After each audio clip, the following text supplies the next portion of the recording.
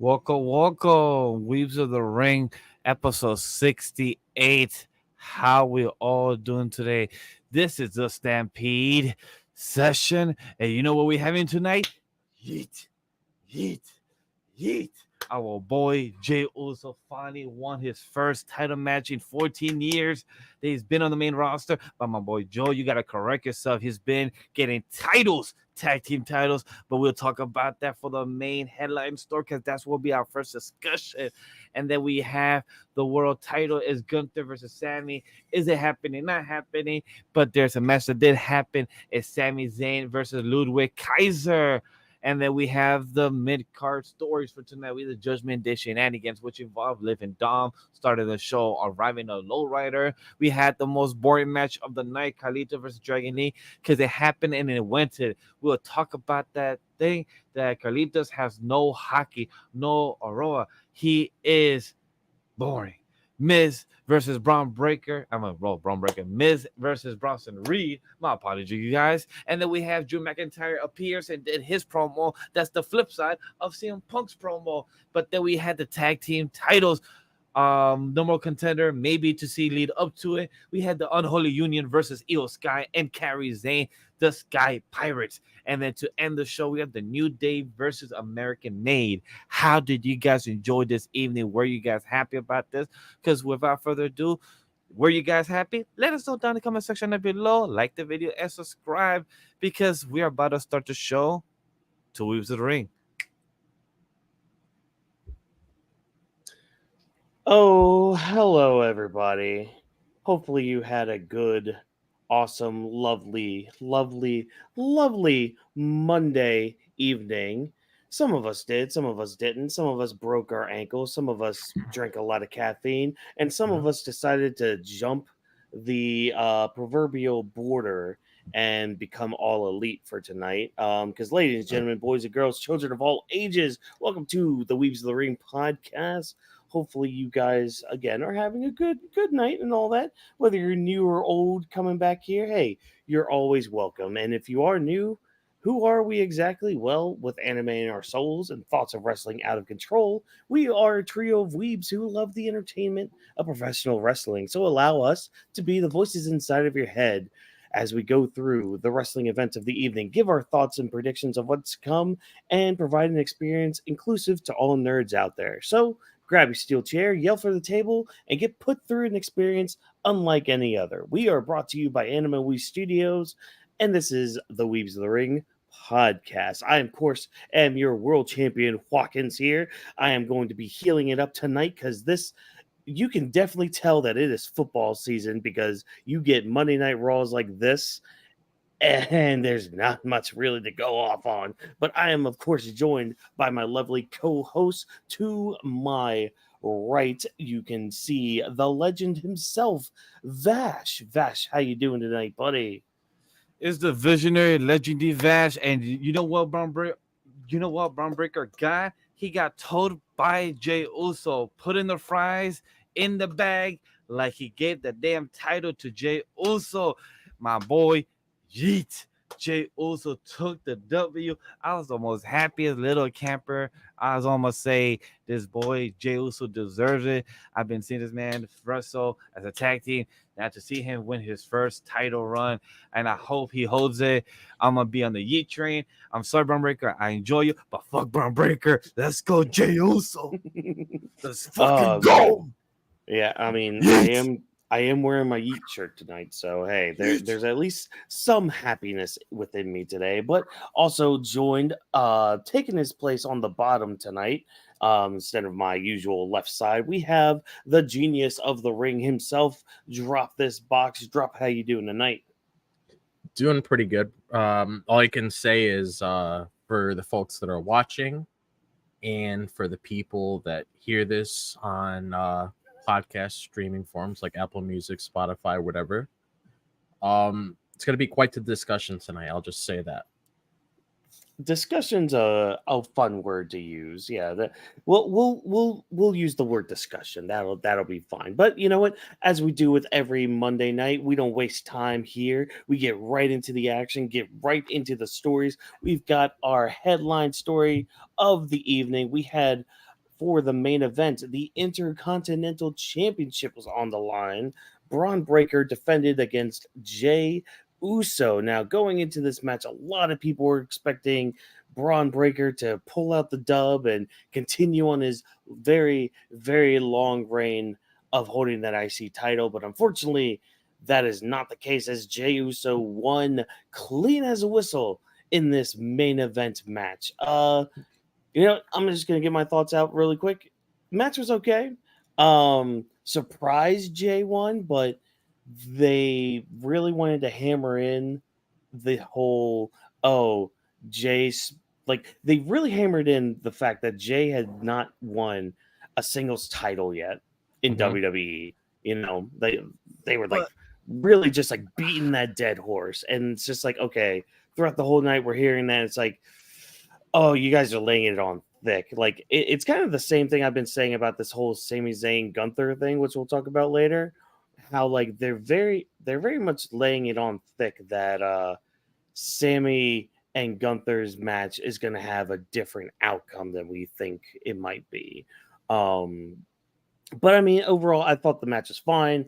Jay going over, I do have thoughts about that, mainly pertaining to Braun Breaker, but I'm not really mad about it. I'm more of like it's a bittersweet kind of thing because it's like I love the fact that Jay won, but I have some thoughts, and I'm gonna save them until after I hear from you guys. Vash, how'd you feel about this main event? I know you almost broke your ankle again. yo, man, I'll tell you this honestly. Like one thing I was bothered about it, as you brought it up, Joe kept saying that he hasn't won a title, being on the main roster in 14 years as a single competitor. I totally understand that, but I wish they would add the details around that, saying like, hey, he has won Mhm. tag team gold. He's been one of the longest running tag team champion for the past 14 years. But in the past 9 months or past year or past 12 months that he's been on the main roster as a singles competitor, that would have been more like justifiable. But like, yes, you Mhm. make up a good point, but we technically have him had gold all around his waist, even though with a partner. But I get it that they're trying to bring this to the hype that Jay never had this gold as a singles competitor without counting the tag titles. I get that, but I felt like Mhm. they was pushing the tag titles to the side, and I'm making him feel something or meaningful, Mm. even though it still is gold, not like probably silver or bronze back then. So that's one thing that bothered me. But other than that, the match itself, I was happy that they got time because they started the match at around 10:40. So I was very happy to see that they Yeah. actually spent a good 20 minutes. My fear was that Jay's fucking entrance was gonna be like a good fucking 10 minutes. As much as Jay, I love you, and I've heard your entrance before. But if you was gonna be there from like 10:21 or 10:20 something, where you first enter, and then we literally have you playing your whole song and Mac commercial ass, I would have been fucking pissed. So I'm glad that they actually had good timing where Braun Breaker and them actually had a good match. I feel like their second match will be better. Usually, the second match when it comes to first opponents are always usually better. So far, the first match I did like it. The last 5 minutes, 8 minutes of the match was my favorite. Of how I didn't Mhm. expect for Braun Breaker to come out of the Uso splash and the spear the first time, but then once they had the whole volley outside the ring and everything, was my favorite.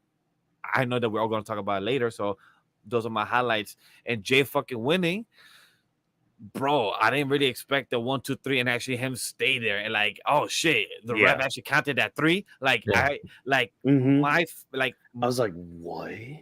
my fan in me wanted him to Yeah. win. Like I believe I said this 2 weeks ago when I was last on the Monday night show. I literally said like I want Jay to be Braun Breaker, but I don't think Mhm. it would happen as a story person. But then I literally saw the 3. I literally was looking. I'm like, hold up, time. All right, hold up.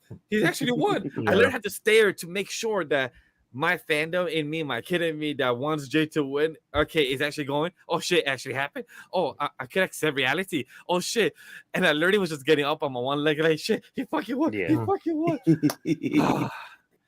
Oh, that was amazing. How about you, Drop? How did you feel about this? Has you also been a Yeet fan, but I know you've been a Brown Breaker fan from NXT before as well. Yeah. So how do you feel about this Well, as seeing the Wolf Dogs to the Brown Breaker, the IC title to where we are now? so I'll break it down like this so it's easier to understand, because after looking at what they did tonight, I can see various things being played out. So when it comes to next week, I mean, when it came to this week, they made it very apparent that he hasn't won a singles title.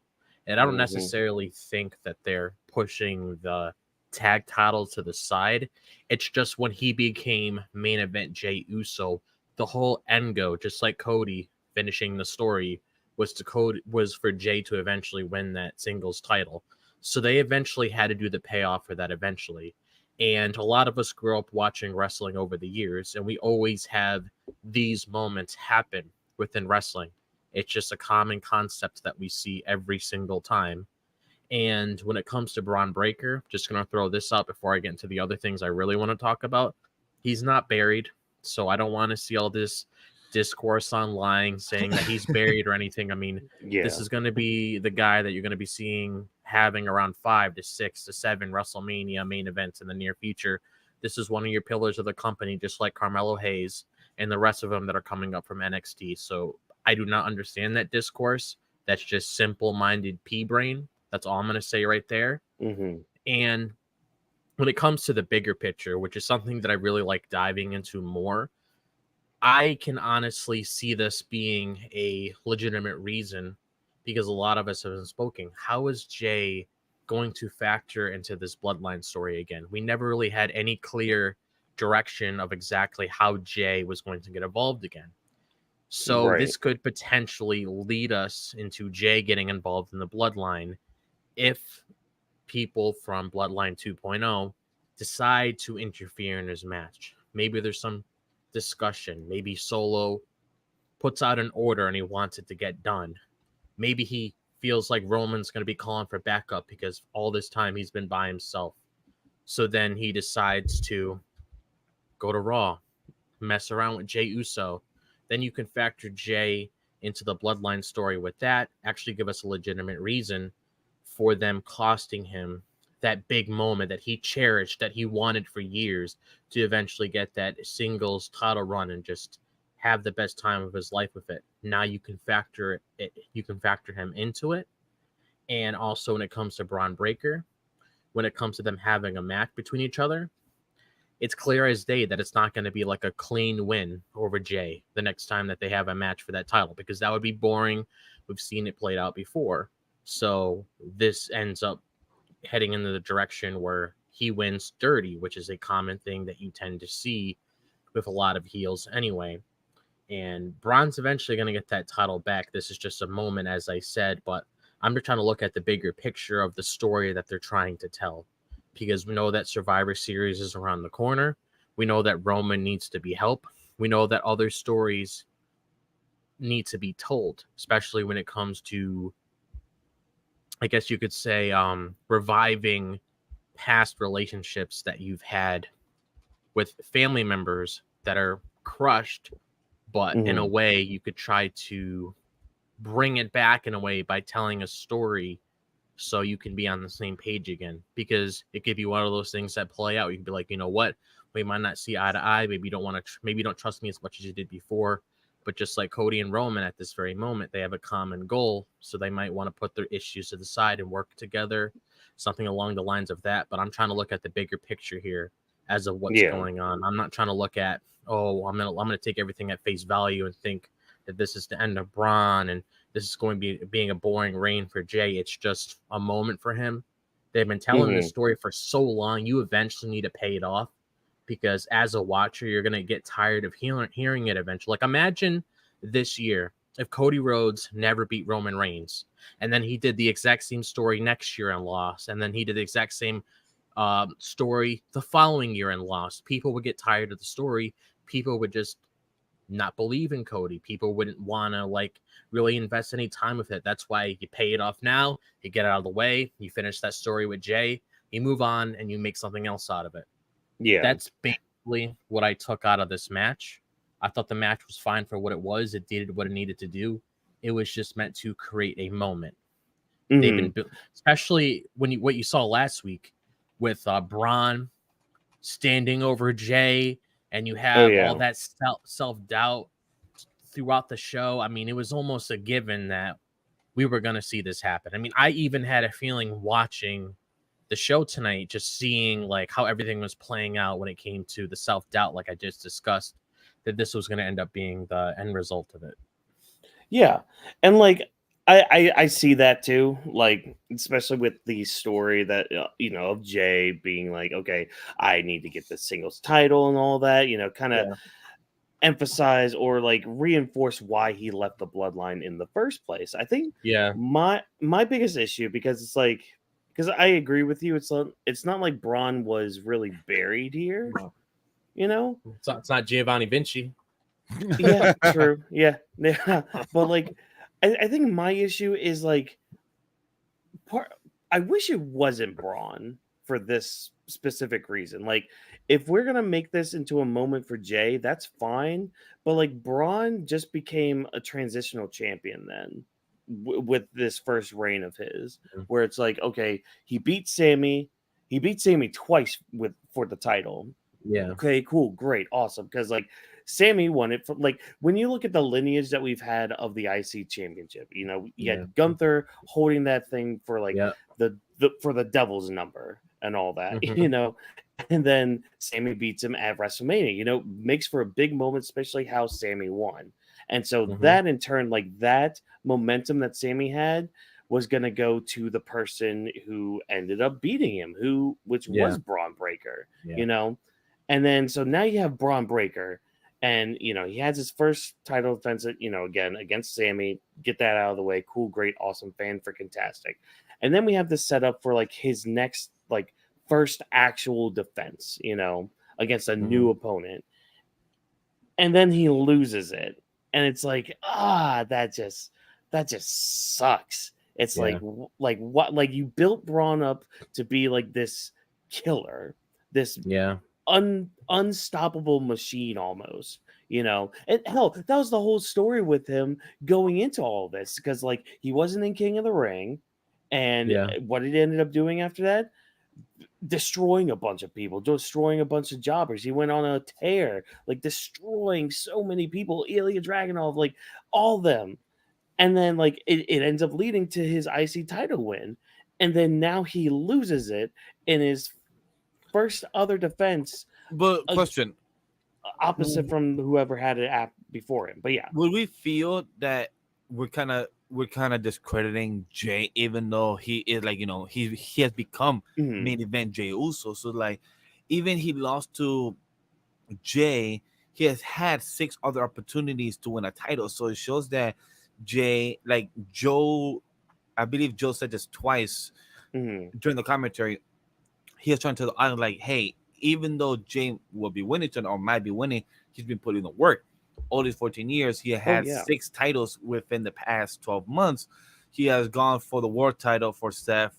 He has gone for the IC title before for Gunther and everything. He went up against Roman too. He also went up against Roman. So he has showed that Jay could go against the best, like Roman, like Gunther, like Seth. So I feel like Braun Breaker losing to him, it sucks, because this is his first title reign, and it's short. I think it's 45 days or 55 days, they said, I believe it was. Yeah, it was a short reign. So even though I feel like this is still good to have this rivalry, because like Braun Breaker said, this rivalry of Jay and the Samoan family is not going to be short. This one's going to be long. Oh, so exactly. So Braun Breaker said it, like, he literally put a nail in his coffin. Like, all right, bitch, I am the best out of your whole damn family. None of you guys have beat my family. Oh, he like, damn, my God, just saying, you literally have put your name against all of them now. See, I like how you brought that up, because that was the beginning stages of their whole entire feud to begin with, was the fact that Bron was bragging that, you know, he was able to get to where he was without using the Steiner name. Jay just had to rely on Roman and everybody else to get to the stage that he is now. So the best thing that I could really see out of this, because like I can understand why people are upset that Braun Breaker won because of the whole momentum being passed on. But the way I personally can see it is I could see it turning into something bigger where we can finally, you know, get a actual story that flows well, because we haven't gotten that for quite some time, ever since Gunther really dropped that title. When it comes to building that history between Braun and Jay's family now. Like, now you can go full throttle with that. You could tell a bigger story. You can get that side of Braun fully unleashed, like we saw with Carmelo, like before last year with Carmelo, where we saw Braun fully unleashed, fully embracing who he truly is. I feel like this is just giving us the Braun Breaker that's going to just help build his career these next couple years, because the way that he was being showcased on NXT, he was a wrecking machine. He grabbed the mic. He made it very apparent that he was here to stay. He was here to cause a lot of mayhem. He was here to show his legitimacy. So I feel like right here, it's just us seeing the bigger picture of it. And also, another part of it is like, we haven't really seen for quite some time, now that I think about it, we haven't really seen like short reigns in quite some time, because for the most part, it's been like these long reigns. Like with LA Knight, he's had it since SummerSlam. Probably going to go on for a little bit until he drops it to Melo. Cody, obviously, that's going to be going on for quite some time. Gunther, it's going to be going on for quite some time. So we haven't really seen it like as much. So I can understand why people are upset with Braun, but I personally didn't like my overall prediction was Braun retaining, because that's how I originally saw it. But I personally, and this is just a personal thing, so other people might not be thinking the same way I am, but I personally wanted this whole story of Jay winning a singles title to end, so we could see, okay, now with this out of the way, what else can Jay give us? Like, what else could Jay tell us? Like, what other story could Jay tell us to have us invested in this character besides, okay, we're going to follow him until he gets that singles title eventually. Okay, he completed the goal. What's next? Just like when Cody won the belt, he wanted to finish the story. Okay, what's next, Cody? What's next after finishing the story? What's the next chapter? Same thing with Roman. What's the next chapter after dropping that title? We're clearly seeing it right now. I remember Triple H speaking that the next time you see Roman, we're going to take this story into a whole nother level. So this is what I'm hoping to expect with Jay. And I've always been a fan of Jay, so I'm willing to give him the benefit of the doubt and to see exactly what he could do to make this reign special, but also propel his character to a new level. Because one of the things that I've noticed a lot of people liked about last week is that there wasn't much of this. There was seriousness coming from Jay's character, not that much eating, but actually having a proper one-on-one promo segment with Braun Breaker, showing us as the audience that he can actually say a few things on the mic to actually get underneath Braun's skin. I want to see more of that. I want to see more of the serious Jey Uso. I want to see exactly what sort of direction that this goes down, because I'm willing to give things chances. Not Giovanni Vinci. That ship sailed. But I'm willing to give things chances to see where it goes. Braun Breaker, I'm not really worried about him. I know he's eventually going to get the title back and everything, because that's pretty much the whole step that happens. You go for the mid-card title, you hold it on for a little bit. We saw it play out with Gunther. He's probably going to be a world champion by possibly end of next year, maybe 2026. It's bound to happen.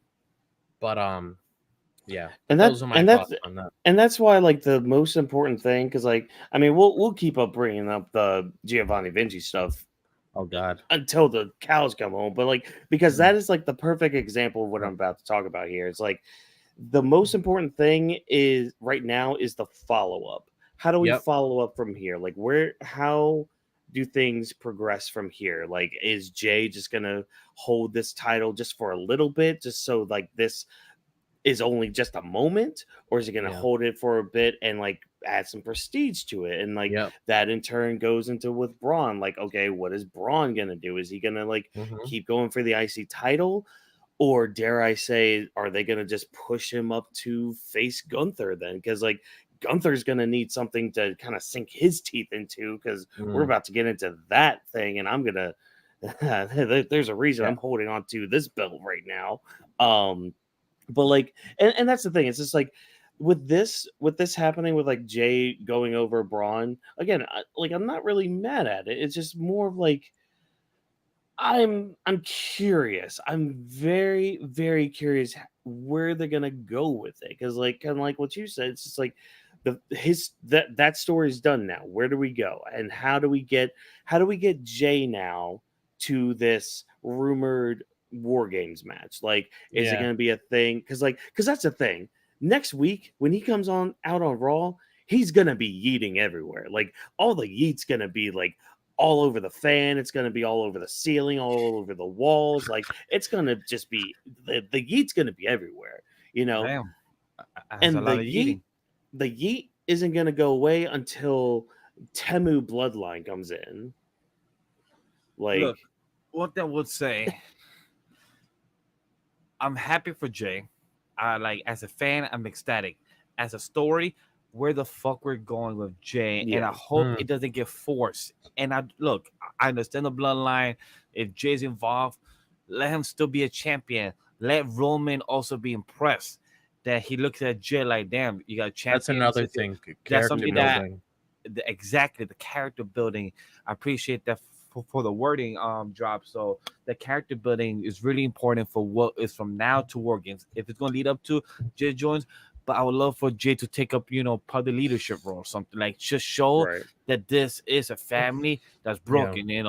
If we're gonna throw, like we always do on every show, references out here, we're gonna, instead of the anime side, we're gonna do a bit on the about family. If anybody knows what I mean about family, Fast and Furious, Vin Diesel, and his team in the Fast and Furious films, there are individuals, but all are like male alphas. They're all trying to be leaders in their own rights.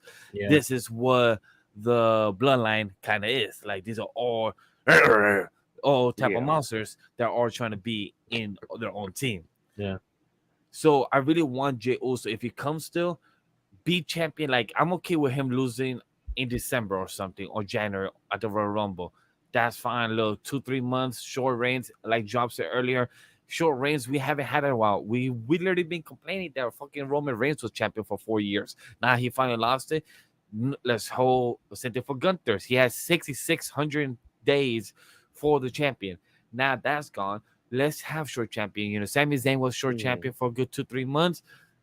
Braun Breaker for a good 1 or 2 months, and now let's go for our boy Jey Uso. Good 2-3 months. I'm okay with Yeah. that. Build these mid card guys to go for the main guy. This is what the main card is for, and I'm excited for that. Like I said, Jay needs to have the character progression for War Games, and Roman look at him with new eyes. Even Paul Heyman could also have some respect more for Jey Uso. That would be amazing to see as well. Like, look at that. The bloodline is strong with everyone here. Look what Roman has done with the Empire or something, or with the island. That would be amazing to hear and see.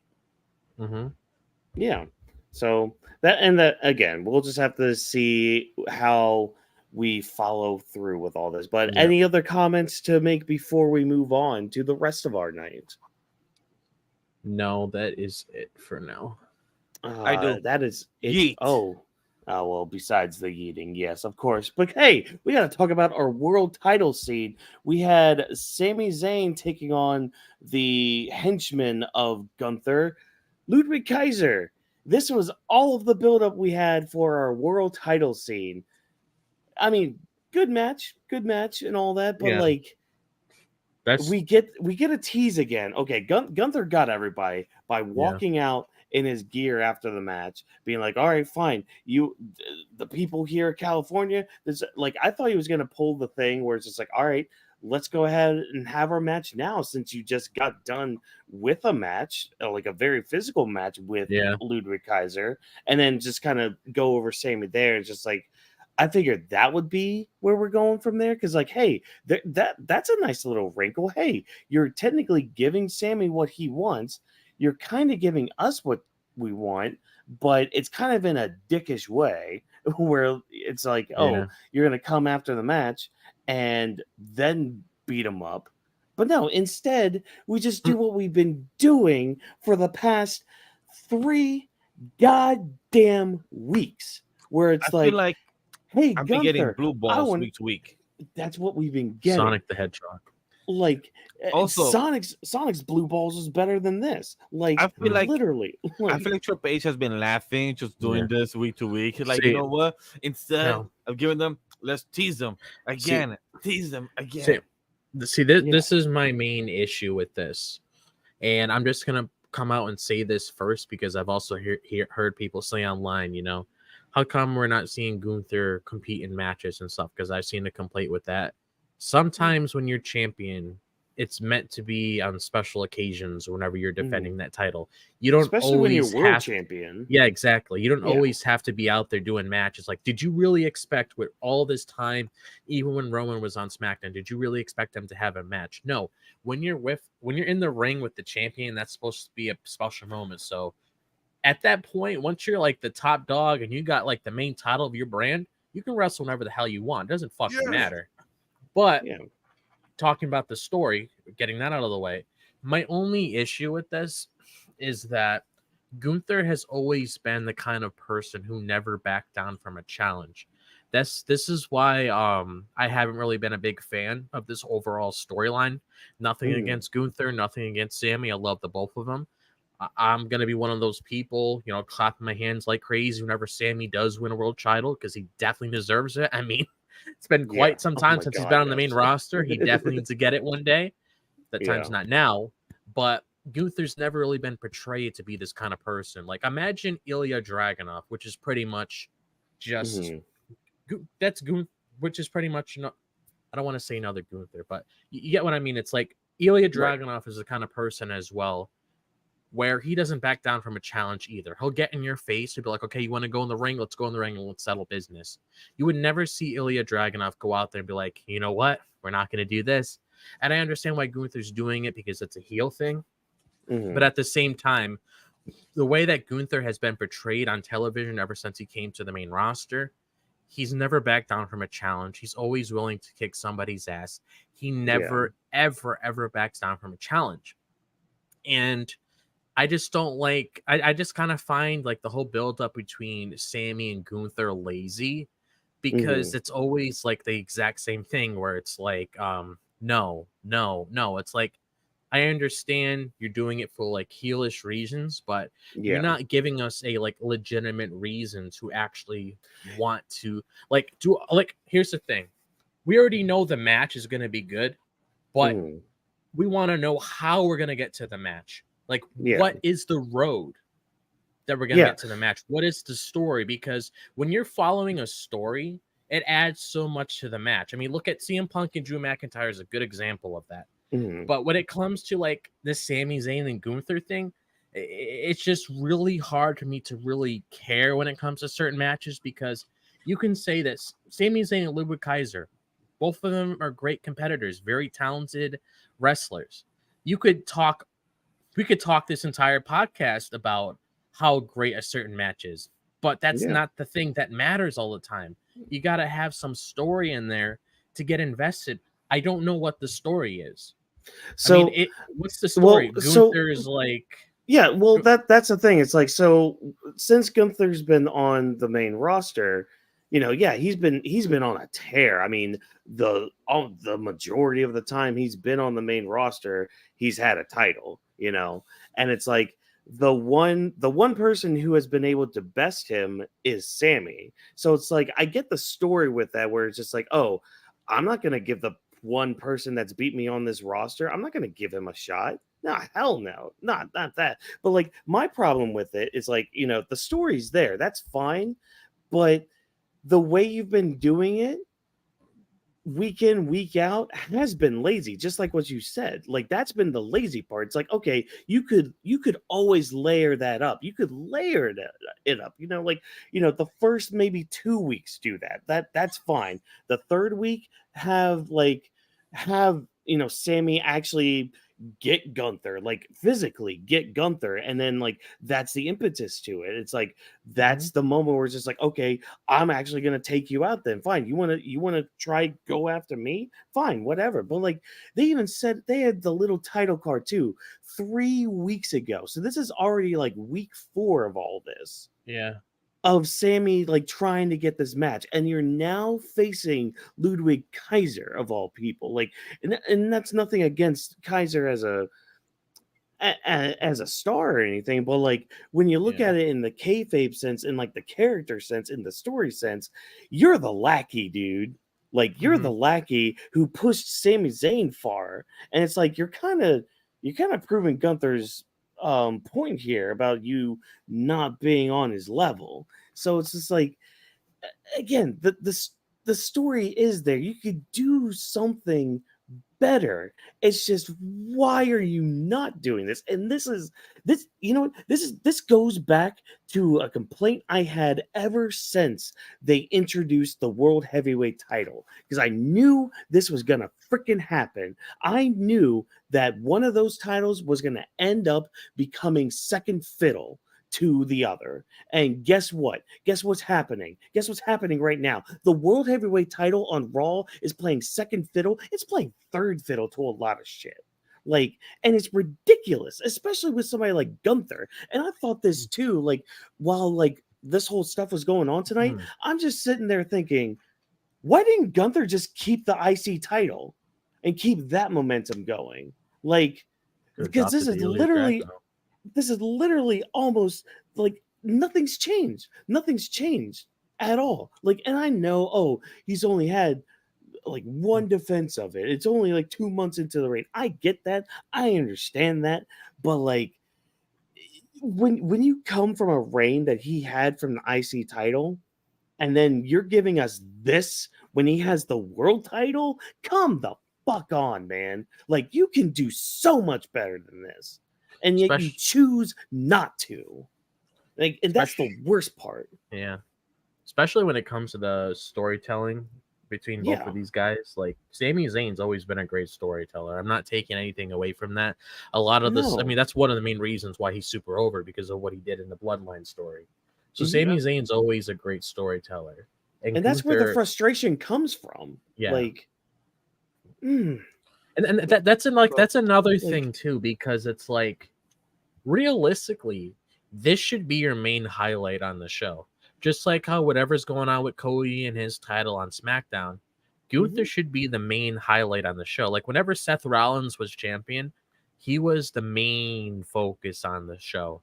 Even with Damien Priest, he was the main focus on the show.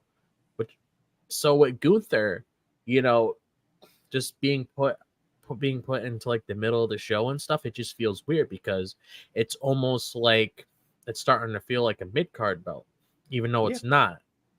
And my main issue with this, really, just to break it down, is just to get my thoughts so Vash could say a few things. I just want this title to actually like be on the stage that Gunther said it was gonna be. And I know Gunther I know Gunther's probably still gonna do it. I know he is. It's just this just it just feels like we're in a different dimension, and this isn't something I was originally expecting heading into this. And I'm not going to say, oh, well, Damien should have retained. No, I'm not saying that. I'm just saying, I expected a little more with this. Like, I don't want this to be a thing where it's like Gunther deep down is scared of Sami, because he knows Sami ended his reign with the IC title, and he's afraid to go up against him with his world title because he feels like the same thing's going to happen again. I don't want that to be a story, because I know Gunther's not that kind of guy. Yeah. Well, Vash, what'd you think of all this? How'd you feel about this? And how do you feel about the story being told? So I feel like maybe the odd one out since you guys have seen you guys have more of the context and full story of Gunther first full 600 days outside like the last Mhm. 200 days of his reign. Yeah. And when it comes to Sami, I saw the ending of when he was already Uzi and honorary Us. I didn't see the beginning of all that. So I went from I there don't know on. why you did. Yeah, me too. I was questioning that. I Like, was like, said wait a minute, Uzi, what did I like eat? I'm like But anyways, Uzi, like that's more of the clap. I'm like, yeah, yeah, that's the yeah, Little that handshake they have. But when it comes to this storyline, Gunther versus Sami, one, I do enjoy Gunther as much as many people may think I don't enjoy Gunther because sometimes I be on a hate train on Gunther. As a wrestler, I like Gunther. I'm a fan of Gunther.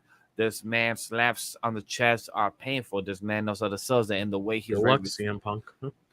the way he's also the way he's also respectful about the sport, about wrestling. I love in his interviews, he's always very honest and genuine about the sport.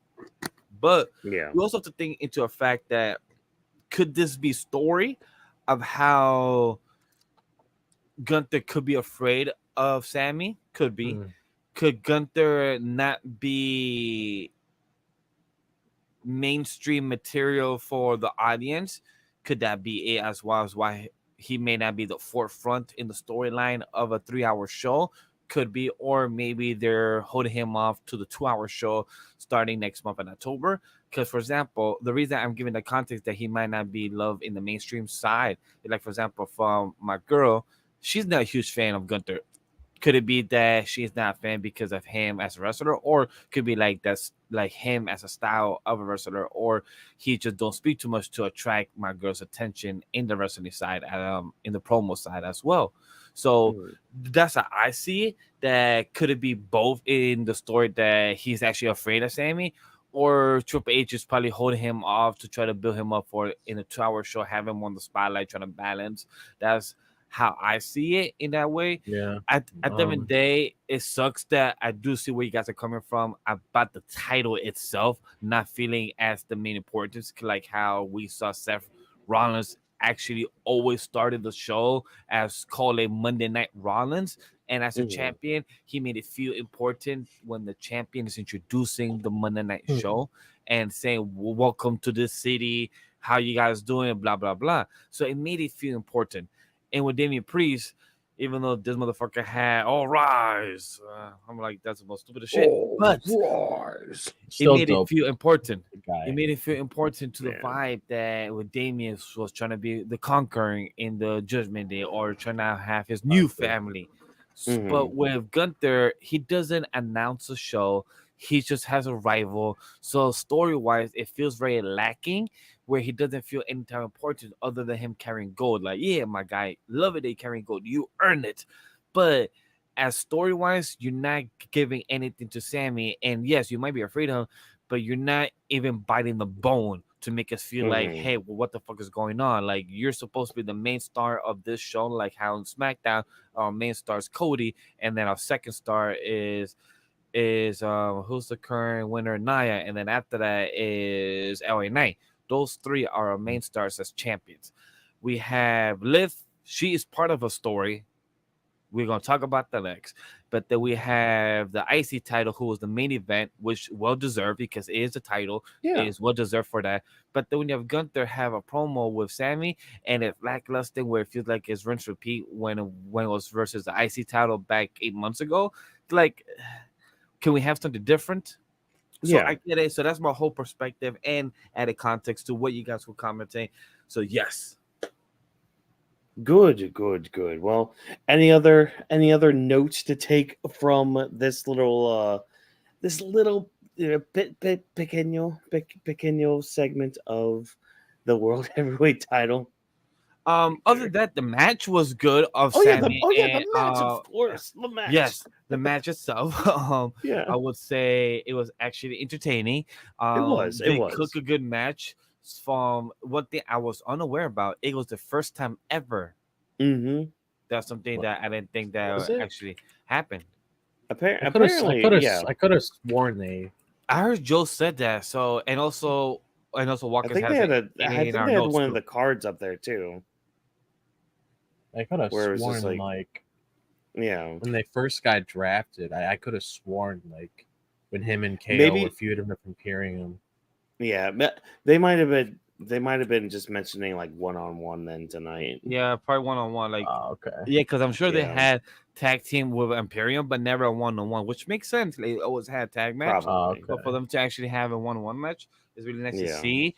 And Mm. I was happy that when Gunther came out. I thought also Kaiser was gonna betray him, like some random bullshit type of Ah, shit, and like Yeah. maybe have a like little switcheroo, have Giovanni come back to Raw and have Kaiser go back to No. SmackDown. No. Now that wouldn't really make sense, given what they did to him. Kind of looked like a complete dumbass if he did that. Sorry. Yeah, it's like a whole I switcheroo mean, weird, but yeah, that's just a random He thought. already does, but that's besides yeah, Mr. but Clean. Mr. Clean. All right. Well, we're gonna clean up some more because we had some dirty Dom action and some other Judgment Day shenanigans going on as they always do. Huh, Question: How do you the- guys feel about these shenanigans? Because I know we spoke about last week Monday, like an overall conversation, like quick thoughts about the shenanigans, like because I know we're gonna probably shit talk about the Carlitos match, even though I love Dragon Lee. I'm not gonna throw no shit to Dragon Lee. I'm gonna throw all the shit to Carlitos. But when it comes to the Live and Dom, like how you guys enjoying the Judgment Day, even though we didn't get Finn and with Damien here tonight, we got video package and everything. So how do you feel about within this week compared to last week? How last week it kind of felt repetitive. How do you feel about this week, I, even though they kind of changed things up a bit? I I like mean, how I we will. were. Oh, okay. I was just gonna say I like how we were never told why Finn wasn't there tonight. It was just like, oh, he's not here. Exactly. Why? Okay, Which was and like then just like told Yeah. us. and then like JD gets punked. Like JD, Carlito, and Dom all get punked out by Ilya Dragunov, which first of all, as you should, but second of all, like that just puts your Judgment Day stock even further down than it already is. Like you guys are they're starting to reach Temu levels here. You could tell with So Finn there, it's mm, it's yeah, it's a big part of it missing. Like just them walking out together, just look like goons. yeah, exactly. I Like don't. not I don't know even who's goons. Like worse, Judgment Day or the OWO. I would say I mean, LWO. yeah, I Yeah, would still say them. Like yeah. Dragon Lee Not needs to leave. He yeah. Oh my needs to god. get out of Oh there. yes. Oh Like, my god. Yes. Right before we get into our two main topics, what do you guys want to break down Um, the I video would package? I would say the Liv and Dom stuff because I feel like that is important to touch yeah. on when it comes to Liv Okay. and Rhea because there actually is some things to talk about that match, especially when Oh it yeah. came to speculation of how certain things could play out. Yeah. So I don't mind touching on that first because I don't really want to Go. gloss over that because Yeah. I actually did enjoy with what we got there, mainly when it comes to Liv and Rhea's match. Yeah. Because I Yeah. because I like how they actually did something with Dom in this scenario because I do want to see a proper match between Liv and Rhea without any Dom involvement or without any Judgment Day involvement because we all know that they have like this heated rivalry with one another. So the best thing that you could possibly do, especially when it comes to a pay-per-view like this, is just let them unleash all that rage on one another. Like let them go out, let them do what they need to do. And with Dom being inside of a shark cage, it just adds to the fact that okay, Liv, you got to figure out exactly how you're gonna come out on top in this one. So I like how in this scenario, Liv is in a predicament where it's like, okay, fuck, like what do I do now? Now Dom's not going to be able to help me retain my title. I can't really pull out any of the shit that I normally do when I'm up against Rhea. And I know Rhea's like full of rage and she's gonna like rip my head off as soon as she gets my hands on me next Saturday. So I like how that was factored into it because I just want to see a proper match, even if we do get shenanigans towards the end. I at least appreciate the fact that Adam Pearce made a decision to be like, you know what, I don't really care about this whole complaining that you're trying to do to me. We're gonna do things the way it is. We're gonna do things how I want to do it, and that's something I Adam can Pearce really finally had appreciate. fucking balls. Well, Yeah. actually, Boy, to be Nick fair, Aldis has been holding 9 people in the ring no, with no, no problem. to But be this man Adam fair, Pearce, no, shit. I will say this though. To be fair, as of late, he actually has been doing a lot of things. Agreed. He's Yeah. been doing better. For quite some time now. He has heard Quite people's some time complaints on Twitter. He's Yeah. like, Adam Like Pearce is slacking on the job. early stages, I will agree, was mainly like Nick Aldis that was on top. But as of late, for the past couple months now, he's been handling things very properly, especially when it Agreed. came to Bron You're right. and that we'll talk about a little bit later. Like he has Yeah. been handling things properly. I do appreciate that. Like, it's not And, his fault that he has a bunch oh, of no. monsters on his roster. Like, I mean, And He's a monster. that's asking a pseudo Widow to try to hold Yeah. back a freaking Lugia. It's just like, that ain't gonna happen. That ain't And gonna another- happen. Like, And I know a thing I do want to touch on. I know this was part of Watkins' speculation when it came to the Liv and Rhea match that we're getting next Saturday. I do want to dive into this because, yes, Dom isn't a factor in this match because he's going to be restrained all the way up high. So unless he wants to fall to his death, he's not going to be getting involved in that match. But I do know that you brought up Raquel. Yeah. And I know there has been reports that she is supposed to be heading back soon. And I know that we've had discussions in the past of her potentially being like Liv's muscle when it comes to certain things that she needs to get done. Almost like I personally feel like if she were to come back in this scenario, it would be a good change of character for her because it would. Because Raquel's always been better off as a heel. She just has that look to her. She just has that power of a heel. And if you want to factor her into Judgment Day and actually make that team feel like more legitimate and stuff, I'm not against it because I've always been a fan of her. It's just the only thing that I wanted for her is, okay, she has potential. What are you going to do with her to make her stand out, to make her feel important? And this could be a pathway to that. So I'm going to give the floor to you because I know this was one of the ideas that you brought up originally. And it can't just be like your character can't just be, oh, look at my back dimples. Like that can't definitely with the heel turn. Definitely with the heel turn. I know we won't see that. Like get some, I'm tired of seeing that. And the smiling too. Girls turn around just like, look but I don't look at my strength. I'm like, girl, I think we're saying goodbye strong, to that with the heel turn though. but show us your strength. Don't just actually show us your physical look. But be the strong person where you could throw Nia down, throw Shayna Baszler, throw these you don't have to worry about her. Big but people. Oh yeah, because that's the thing. It's just like, I mean, Raquel's a nice, good looking lady and all that. So like her smile, it's good, it's awesome. But like, you gotta have something behind it. You gotta have some sort of bite, some sort of like spice to you. You can't just be some sort of plain white toast with no butter on it. No, you gotta at least put some butter or something. Something on there, like jelly. I don't know, something. But like, here's my thing though. It's just like, okay, great. We're gonna put Dom in a shark cage. There's 2 other members of the Judgment Day. Yeah. I'm hoping he makes an announcement. That's why I'm hoping next week he makes an announcement on top of that where he's like, the rest of Judgment Day's banned, and then you have Dom in the cage, because then that gives her easy access because she's not officially a part of Judgment Day yet. Yeah, and plus, here's the other thing too. Finn will also be busy because he will be fighting Damien, so at least we have JD and Carlitos. Yeah, and that's what I'm talking about. It's just like, JD and Carlito are still a factor too. But like, here's the other thing too. If that cage is going to be centered above the ring, that ref better pat Dom down to make sure he doesn't have anything that he could just be like, oops, I dropped it.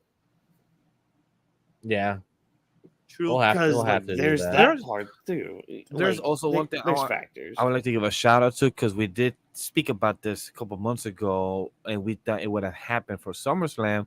Is kind of a version of the custody match that we thought that we would have liked to see, of the mixed match of Rhea versus Dom, or Rhea versus Liv for custody match for Dom. So Yeah. this is in a Well, way fun with him fact. being up Fun there. fact, a little bit of trivia for you. Mm. That custody of Dominic Mysterio match, he was originally going to be put in a shark cage. Originally correct, but he was too Yeah. young and also I think afraid of heights. I think is what he said at Something the like time. that. Yeah. So But I love how yeah. we're in a full circle. Fucking 20 years Yeah. later, Dom is back to wrestling, and he said, "Yeah, sure, I'm getting Yeah, paid why in the not? Shark Tank. Am I gonna get paid more? Yeah, all right then, cool. Then fuck it, let's do it." Yeah. It's gonna be interesting. I hope they make it funny. That's something that WWE. I hope they make an Yes. interesting concept. Yes, and also I do want some serious now, because don't get me Yeah. wrong, I don't mind my comedy, but when it comes to these two girls, you need to have like some Oh, yeah. seriousness, especially when it comes to Rhea. So I agree. Look, I got some more. I got some more bitching to go through. But first of all, before I get to my bitching, I'm just so glad that Dom is finally embracing his actual dad's nature and Oh, yeah. getting that lowrider that you can buy as a toy Fuck, I right still haven't now seen it. at your local Walmart. Fuck. I still The have not fact, seen the it. fact, I missed the the clip. fact, the fact it cut to oh, you could buy the car now. I was like, no way Dominic was just driving the freaking new WWE brand toy that you could buy. Come, all right, yeah, the freaking ad. But anyways, that's besides the have you point. not noticed for the first 3 months of the lead up to WrestleMania, we have Slim Jim commercials with a Slim Nah, Jim that's car different. logo That's slapped different. on from the Give front, me that back, Slim Jim side, car. bottom, and everything. Look, there's a reason. Look, I bought some Slim Jims because of that. I wanted to win that shit. I wanted to go Same. to We WrestleMania. tweeted and But everything. We tweeted no, and everything. no, it had to go to some old lady. But anyways, that's also besides the point. Okay, we've got to have a serious conversation about these promos, and this isn't going to be the first and only time I say this tonight. We have got to do something with these promos where they actually are different. Like literally, Liv's little promo to start the night is the same goddamn bullshit that she has been saying for months now. Oh, tee the Liv Morgan revenge tour. I get it. You're still on this revenge tour thing. Cool, neat. Oh, I took everything from Rhea. Yeah, you told us that weeks ago. Cool. I took everything, her title, her family, her dom. I'm like, say something new. Do something new. Do something more. And I am so glad Rhea came out and was just like, shut your mouth because I am done. Here's a headbutt. Dom, you're gonna go in the cage, you're gonna lick it, and it's just it's the law of diminishing returns, and it gets so annoying because and I said this like a month ago too, because we're in the penultimate Raw right now, and there's this thing with these penultimate Raws before the pay-per-views where they are just boring and they drag and they just go on and you do the same thing that you did the week prior or the weeks prior to that. It's just like, do something new. That's all I ask. That's all any of us ask. And we got a little bit of new, but it's like, And then we go get this like Carlito and Dragon Lee match, which is basically a nothing match, which is crazy because they even mentioned, oh, Carlito cost Dragon Lee his WrestleMania match. And yet you give us something like this. There was a point where Dragon Lee doesn't even go after Carlito. Carlito doesn't even go after Dragon Lee. They're just watching as the guys outside of the ring are fighting each other. It's like, you guys are in a match. Stop watching them and do something. Carlito tries, but then Dragon Lee's like, oh no, I'm too much better than you, so fuck you, I'm gonna win. And it's like, what are we doing? What are we freaking doing with the Judgment Day? And again, we don't get any word on where Finn is. He's just not here this week. One half of your tag champions isn't even here on the show. See. It's like, and then all we get for their build is a video package for Priest being like, I'm done with Finn. It's just like, we know you're done with him. We know this. You were beating his I'm your ass brother's like just a keeper. week ago. It's like, exactly. It's just like, No, you're not my brother anymore. It's just like, we fucking know that. See, I didn't necessarily have any problems with Priest. It's main because Priest, to be perfectly honest, he's been carrying the build for the most part. He really Because- has. Like, It's Great just the promo, by rest. the way.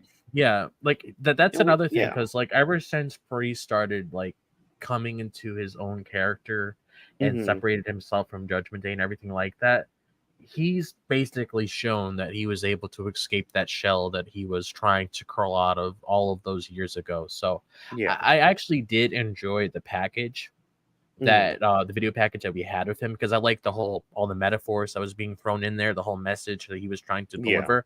I didn't mind that at all. It's just with the Judgment Day itself, when it comes to Finn and the rest of them, they just, like you said, they say the exact same thing all the time. I just Mhm. want some new material. And when it comes to like the tag titles and everything like that, this is the same problem I have with the Bloodline. I realize they have it for legitimate reason because they're the top guys on the show and everything. But I'm not the biggest fan of just having titles as prop pieces. I want to see them defended. I want them to be legitimate. You don't necessarily need to have a title to really make yourself stand out. If you show that character for the audience to get invested in, they can get behind you and they can understand if you're coming out there to cut a promo or some shit, people will believe you. I mean, CM Punk and Drew is a perfect example. You don't see Punk coming out there with a title or Drew coming out there with a title. People know when those two come out in the ring and they cut a promo, they mean business. So that's like my main issue with this. And that's why whenever we see oh yeah, definitely. But it's like definitely acknowledge. But yeah. definitely when it comes to the Carlito and Dragon Lee thing, like this, my main gripe with this is Dragon Lee, had a few months at NXT. He came up to the main roster. And one of my biggest fears was that he was going to eventually get caught up into this whole LWO thing. And I'm hoping whenever Lucha Bros come over, they don't get thrown into that as well, because those Please guys don't. could be the catalyst to actually Please help don't. rebrand the tag team division, which is desperately needed. I mean, like I just said, both of the tag titles on both shows are just being used as prop pieces. They're not even being told. They're not even being defended. I think we spoke about this last Monday that this was their first title Mhm. defense in quite Yes, some we did. time, ever since they won that title. So it's just very lazy when it comes to like the overall presentation of these titles, because the thing that like is like mind boggling to me is the fact that Triple H has always been this big guy in tag team wrestling. Perfect example, Yeah. Black and Gold days. He's always made tag team wrestling like the center of everything. So it just blows my mind that we see the tag titles in this position. Like, I rather them give it eventually to American Made, because you see clearly, then we'll talk about it later, that they're actually trying to build them as a legitimate tag team, actually make them stand out, actually make them feel important.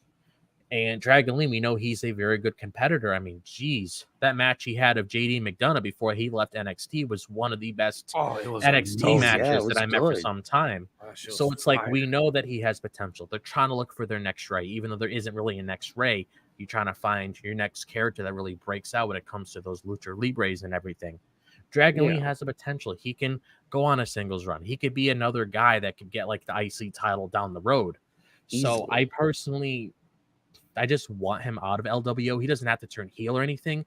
It's just, it comes to a certain point, like I spoke about before, if something isn't working, it's not bad to break it up. Like, you don't need to keep pushing it as a faction or everything. We obviously see that Zelina has potential. She has very good mic skills and everything. The whole LWO thing isn't really working out. Dragon Lee, I feel like personally is suffering from it, and he definitely can do a lot of things on his own. And whenever Carlito was there, and I noticed some people say that online today, like whenever you see something with Carlito, it always seems like it's a throwaway match where it's like Carlito's involved. You know, it's going to be a throwaway match. There's going to be people breaking out. They're going to be brawling, or Carlito's going to be doing something stupid to like completely mess up, you know, Judgment Day. They'd be like, oh shit, And Carlito, he can still go in the ring. Yeah, that's like, the thing. He can go. Like, again, this is where all the frustration comes out of. Like, and don't get me wrong, like I just want to backtrack really quick with like the Priest thing. It's not that I didn't like it, it's just the fact that, you know, Priest always does a good job when he does things. Like, he always knocks it out of the park with his stuff. It's just what he was given was just samey, you know, but that's besides the point. But like with Dragon Lee, it's like the frustration is just like they could be doing so much better. You know, we see the energy you guys put into like things like the Bloodline, for example. What is the problem? And even like the Wyatts, you know, with like the Wyatt 6 stuff that was going on with American Made, that stuff was really good. You know, that stuff was a lot of fun. But it's like, why can't you guys put the same energy you guys put into that stuff, into those segments, and put it into your other things, whether it's comedy, whether it's serious, no matter what it is, put the same energy into it, you know? Like, so I don't know. Yeah. I want to interrupt for the sad conversation we're having for our boy Dragon Lee. Talk about funny, evolving the Judgment Day-ish. Rikishi quote retweeted fucking Rikishi, goddamn Jey Uso win. He at Rhea Ripley and said, "It's time to celebrate, mommy, and your new IC champion, Jey main event Uso. Everyone throw your hands in the air and say loud and proud, Jey wins Ye WWE." And then Rhea Ripley quote retweeted, said, "Waffle House?" with a wink. Dude, they better all go to Waffle House. They better all go to Waffle House. And wait, are there any in California? Oh, there is some in California. Okay, all right, good. So I hope so. It will be amazing for it to work. But just to put the nail in the coffin for this Dragon League, because I know we're all upset about it, and at the end of the day, we also gotta be honest about Carlitos. Since Backlash of last year, he has had no hockey presence since then. His hype has died down since he joined the Judgment Day, since he joined the RWO. Has everything been lackluster for RWO and Judgment Day with Carlitos? And he has had cool moments. That's all. When he had the one-liners of "that's cool," or his looking when it was a dominant the phone. Yeah, the phone and everything. So it was cool moments, but nothing more. And Carlito used to be a better entertainer when he had his own small rival with John Cena back in the day, or with other rivals back in the day, or when he even was a single competitor, and when he had that song of his, it was the vibe. So that's the one thing that sucks for Carlitos, when you had a wrestler come back to have another round and it's kind of not sticking. And then you have Dragon Lee, who had such a great run in NXT for less than 6 months, go to main roster, join a LWO group to lead the brand with a Hispanic side of pioneers to push, like Ray, like Zelina, and others. But then we are falling short with it. Like Drop said, your Triple H, what's going on here? Is it that you cannot cook with them? Is it Ray stomping you? Is it some storyline conflicts? What's going on? Because on paper, it may look cool, but audience-wise, critics-wise, as us, it's not hitting. And I'm the Hispanic one here, and I'm telling you, it's not fucking hitting, Triple H. It's slacking as hell. And Dragon Lee is fucking amazing. I do want to say this, though, because I know Triple H has brought this up before in the past, that he has admitted that it is hard to build a show around 3 hours. So I'm hoping when they eventually get into 2 hours within 2 weeks after Bad Blood, that following Monday, I'm hoping once they get to that routine, they can think of a proper blueprint once they head to Netflix when it comes to exactly what they want to put out throughout the week.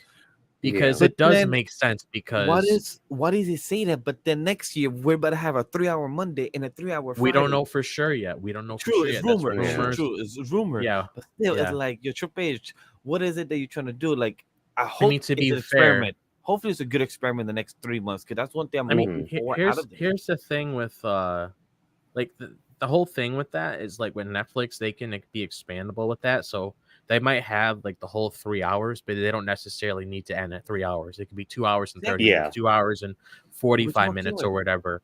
And then the same thing with SmackDown. The whole rumor says it's just an experiment to see how it goes, and it's supposed to end around June. So it's Question: Yeah. just a trial. What do you think that if they actually shows 2 hours and 30 of the actual show, but then the last 30 be like a dark match for the crowds that are there No, I and don't actually think shows? so. Okay, just little No. thing Yeah. that's popping in my head. If I want to throw it. We just basically have to see once we get closer, because rumors fly around everywhere. Yeah. I mean, Mhm. it said like I mentioned before, it said Lucha Bros were signed. Now it's saying that they're still in contract with AEW. So you can't always believe what you see online. I mean, you gotta wait until it's finally out. So Sorry, I had to acknowledge a yeet in the chat. Yeah, so for like that. every So, fan that rates ye, yeah. one of us is gonna at least acknowledge them to let you know, like, Yeah. we Oh, yeah. see you. So you know what? Like, give me some more yeets in the chat. We need more positivity in here. Oh, yeah. So, but Other than that, for the Judgment Shenanigans, for the Dragon Lee, Carlitos, I'm gonna move on that. With the Yeah. Damien Priest, I want to add one quick last thought of the Damien Priest. I love how he, like your Damien Priest, he. I don't know if it's because he's adding Spanish and English in his promo, and also he's the actual only pioneer of Hispanic right now, other than the WBO front and center in the Raw show, because the WBO is literally failing at that. So for Damien to actually do such a great job by showing the dominance, by showing like, hey, I used to know a slogan back in the day, the brother's keeper, you was my brother, Judgment Day and everything. But I love how the ending, he literally said, yo, it ranca su corazón. For translation for anybody, I'm gonna yank your fucking heart out. I'm gonna chew your heart Oh, out. damn. I'm gonna rip your heart out. There's other variations, but that's what he's technically meaning. And I just love how he just adds the aggression when he speaks the Spanish side of his. So, that's one thing is my highlight of it. And Finn, promo. To be honest, I totally forgot about it, so I cannot truly have any feedback I don't about even think Finn's he said promo. anything. No, he didn't. I thought he did have a promo. No, I don't. No. Or at least, I Okay, don't so recall him saying No. anything. all right, then it must be. We only saw him like during that video package with Priest, but yeah, Yeah. he didn't like that. See, that's what I was getting at. Just like So it's just like nothing multiple for video Finn. package. So I don't even remember Finn type of video package then. I don't No, remember. there was how. none. Okay, then it wasn't Yeah. even done. So yeah, Yeah. other than that, with Damien's video package, very nice, very solid, and I appreciate that he speaks Spanish and everything and has the aggression side, knows how to balance it very well. Those are my last thoughts for the Judgment Day Shenanigans bullshit. Oh man, and you know what? You know what else is bullshit? Not getting a match that was advertised or supposedly advertised, because we were supposed to get The Miz versus Bronson Reed, but instead of that match happening, we had two monsters basically destroy each other. Braun Strowman and Bronson Reed basically Round were two fighting each other or round three? all night. Oh, this is like round a million, which Look, okay. my thoughts are gonna At be least short. they're doing different shit, because like they started the night with like No. just It's not different tackling shit. each other It's through literally them. the same bullshit of them in the ring tackling one another. The only thing it was just Bronson going on a tsunami with two people on top of each other, where he literally, I feel like he broke a rib, so he must have, because that shit must have been insane. I feel bad for security guards, but other Oh, than wait. that, I hated how Adam Pierce came out and literally tried to hype us like, yo, so this is what I should have done a long time ago. They're gonna have one last match. It's gonna be a last man stand. I'm like, bitch, this is what you should have announced last time for this week. But my Right. assumption is timing. They Mhm. couldn't make it in for the 3 hour show for this week because I'm like, bitch, how? When you had like almost Yeah. 40 minutes of fucking ads, I felt like I was seeing so much fucking commercial and ads throughout this past 3 hour show. But I'm like, okay, Adam Pearce, sure, it's gonna be safe for next week since it's bad blood. You gotta build up matches, Well, you gotta build up average, you gotta make them feel hype for that week. Sure, yeah.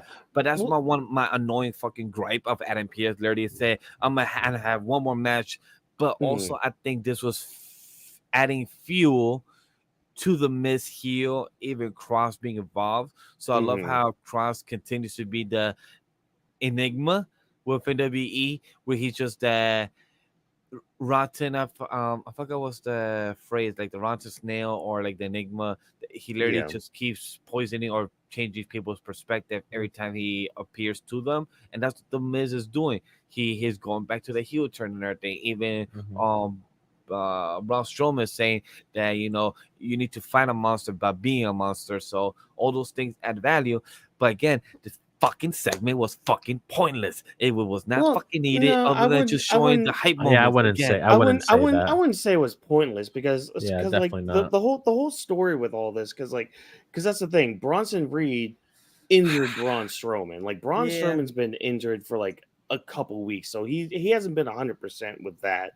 But like they do keep fighting each other. It keeps getting escalated, and then like this week, like it really shouldn't have happened, but it still did. And we kept getting the tease of like, oh, Braun Strowman's gonna give this superplex to Bronson Reed, and I drop. I know with your history of knowledge of what happens when two big monsters get on the top rope No, yeah, like thing that. collapse. Yeah, Yeah, that ring, like people, I could feel it in the might as air. well make People that a were like, main event last week.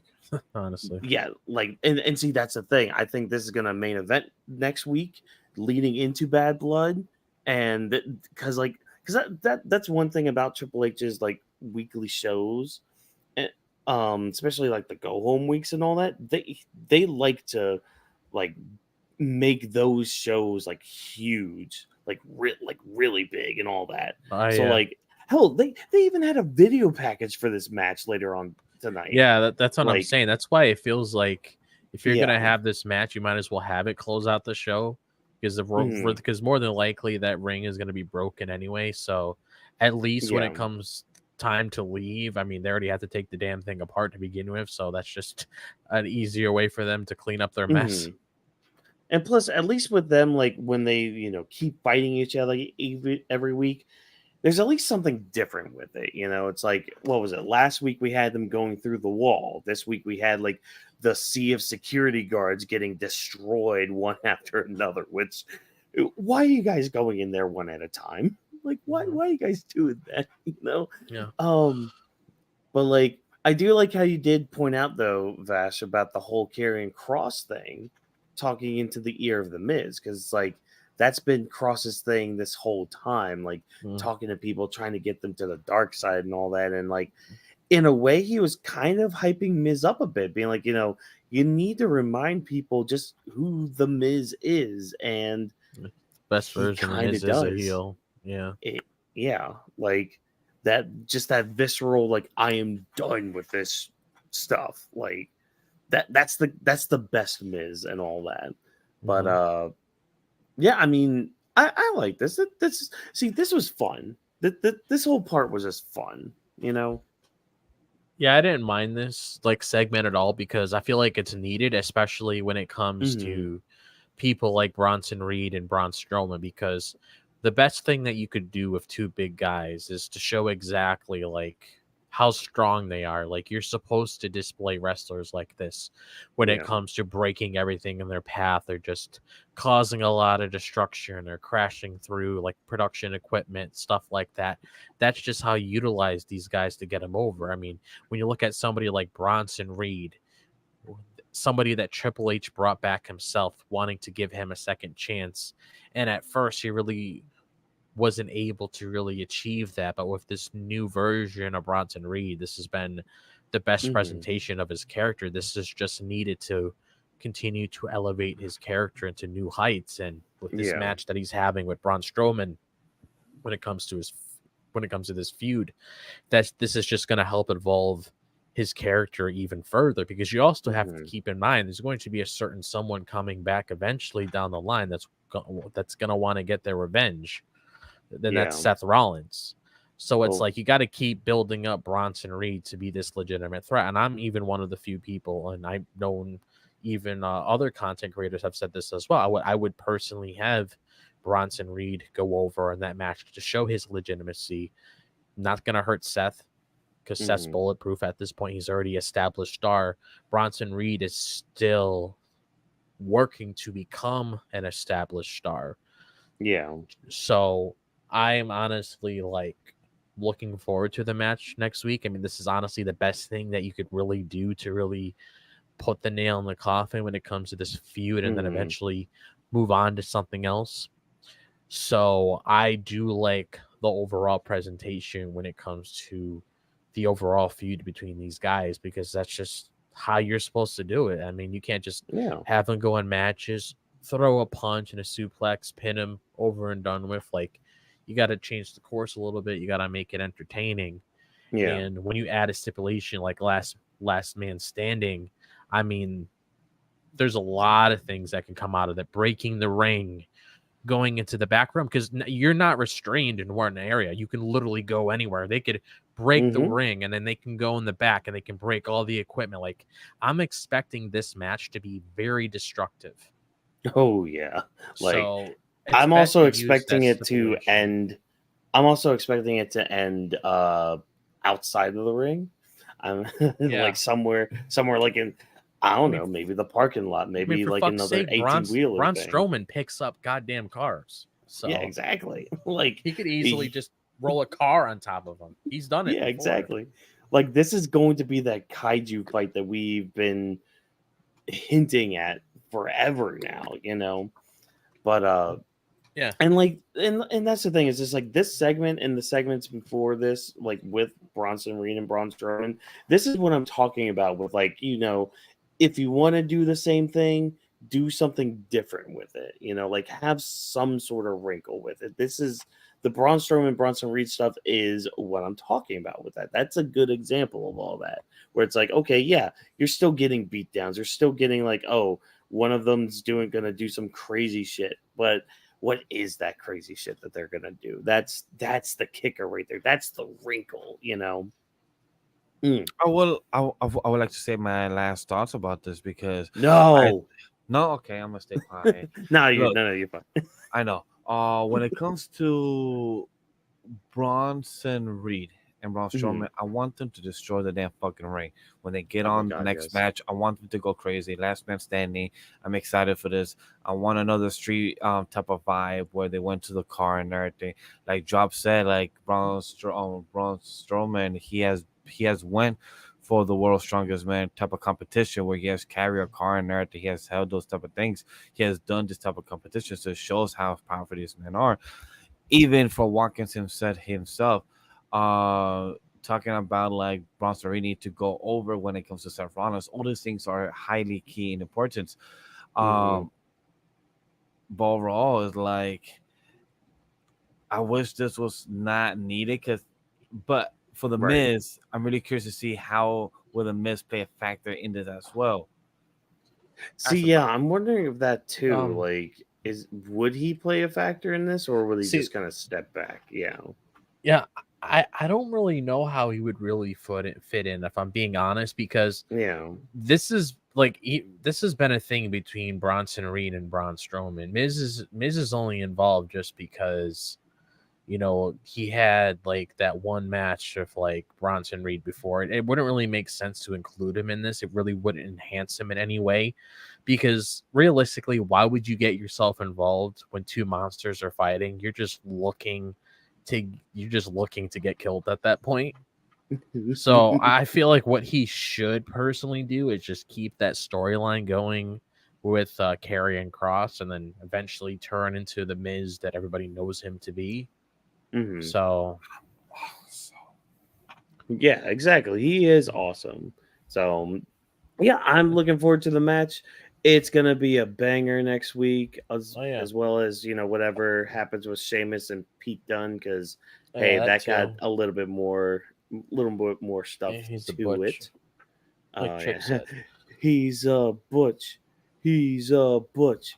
Ah man, but hey, you know what? We keep talking about segments that are copying the same and all that, but let's talk about somebody who wanted to copy somebody's homework, but didn't really change it too much. That's right. We got Drew McIntyre responding to CM Punk. And I mean, I'm sorry, guys. He basically said the same shit Punk did last week. The whole thing about, like, oh, my family even told me not to do this. And at least the one little wrinkle in it is Drew was just like, I myself didn't even want to go back into Hell in a Cell, but you know what? This is kind of bigger than both of us, and it needs to Yeah, end. But like other than that, I mean, it's really just right. Punk's promo again. Yeah, I don't need to say anything because you literally said it for me. You Yeah. literally repeated what yeah, was going on in my head. That this was a flip towards what Drew McIntyre is comparing to himself of yeah, what CM Punk said. He's like, "Hey, Yeah. you don't want to do this. I don't want to do this either. My wife even told me to get away from you. My wife even yeah. said like, hey, Yeah. she begged me that I need to be away from you. I'm like, so that means you're not listening to your wife then? Like, if she's telling you to stay away from this dude, then why the fuck do you keep causing yourself like mental harm? Like, you're causing Yeah. yourself mental stress then. That's you the one that's doing this purposely. So Yeah, I that's do you, Yeah. love buddy. how that was something that was being said of how when even with CM Punk said, "Hey, my wife even told me not to do this. I don't want to do this, but this needs to end." Yeah. So I John just, McIntyre was in the same yeah, type of boat. Like, all right, cool. We're just to repeat. If yeah, it was there, but like I wish Drew probably fought somebody or something. Like Drew fought Otis or something, no, like to make it feel nah, something different. That just come in and do a promo and just call it a day. no. Leave Mm-hmm. my boy Otis alone. Oh, But poor it's Otis. but it's like when it comes like I mean, like you guys said, it was pretty much what Punk said. But the only thing I Mm-hmm. took out of this segment that I did like is I'm glad that they're both on the same page. So that Yep. shows me that this match is going to be very destructive because they both said that they want to make each other bleed, and they keep Mm-hmm. bringing that up they keep bringing that up. Like Punk brought it up, Drew brought it up.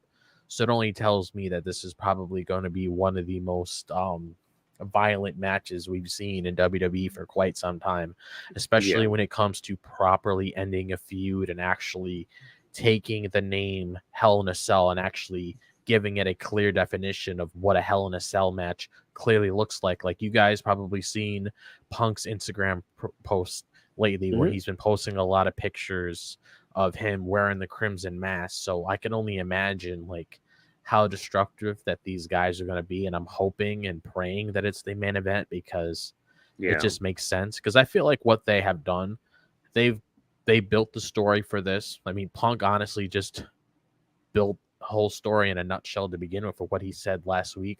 That's honestly all they really needed. So Mm-hmm. we just need the match at this point.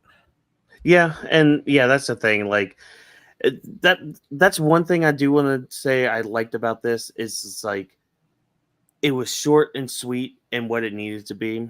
I think because yeah, at this point they just need to have their match. They just need to Oh have their yeah, fight. yeah, Everything's already been said. Everything's laid on the table. It's fine. It's all good. yeah. But before we move on to our next couple segments, Vash, I know you got to head out here in just a minute. So if you want to just go ahead, like give some quick thoughts on the next couple things and maybe just your quick overall thoughts so that way you can head out and get some rest before work and all that. Yes, so my quick thoughts on the Unholy Union and Eel Sky this and Kairi saying the Sky Pirates was amazing. Sky Pirates show what it is. Sucks the Unholy is I'm proud of the Unholy Union still getting the work in their time, putting the effort they need, and still getting a bit of TV time, even though they're not champions. So I love how this are these being showcased. Mm-hmm. When it comes to Sky Pirates, EO Sky, and the Moonsault. A big shout out to my boss, Rich. He was watching the fight with me. So it's pretty cool experience. And to see him hype for the Moonsault that EO Sky did, it was really amazing. So I love that scene. And for the New Day versus American Made, New Day, American Made, Great match. American made one. I felt like that was gonna be the results, and I'm glad it was because if we are gonna get the American made out of this slump when it came to the Wyatt Mm-hmm. Six, to get them back on top for the Creed brothers to Yeah. become. Um, I don't know why. I just never been a big fan of like a team or group just being like full country type of representation. Like the LWO is like more like the Latino, like Eric type of heritage in that aspect, but like the American made like full American Mm-hmm. flag, patriot, and everything. Like it's Mm. just so out there, so it just always throws me off. But congrats on their W. The New Day, um, Xavier Woods. Last week you was mad that Kofi got loose on the Rockets, but then you got loose on the Rockets and you cost the match. Mm-hmm. So what happened there, my guy? You're the one that's not paying attention and focus. But really curious to see what the New Day continues to develop over the next couple of weeks because it's a good build. I love Kofi perspective and Xavier. Mm-hmm. Xavier getting mad that Ray wasn't giving him attention.